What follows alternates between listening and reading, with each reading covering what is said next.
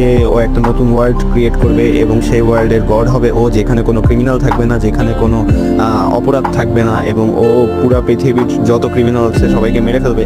সেই কাজ ও সবাইকে মারা শুরু করে এবং একটা সময় পর পুলিশ ডিটেকটিভরা পিছিয়ে পড়ে ওর, কারণ ওকে সবাই সন্দেহজনক মনে করে।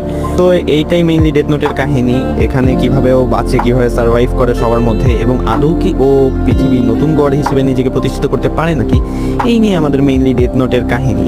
এবং আমাদের এখানে কয়েকটা মেইন ক্যারেক্টার আছে, যেটা হচ্ছে লাইটি আগামী বললামই তো, ও হচ্ছে আমাদের মেইন ক্যারেক্টার। কিন্তু আমাদের কিছু সাইড ক্যারেক্টার আছে যেগুলো অস্থির লেভেলের ভাই, তোমরা বিশ্বাস করবা না, আমাদের সাইড ক্যারেক্টারগুলো মেইন ক্যারেক্টারের চেয়ে বেশি ডিমান্ড ক্রিয়েট করে। আমাদের সাইড ক্যারেক্টারের মধ্যে আছে নিয়ার একজন, এবং the legend of the legend এল। তো গাইজ, আমি এটা নিয়ে বেশি কথা বলবো না, তোমরা নিজেরা অ্যানিমেটা দেখার সময় দেখে নিও এবং অ্যানালাইসিস করো যে কে বেশি ভালো, এল নাকি লাইটি আগামী, কে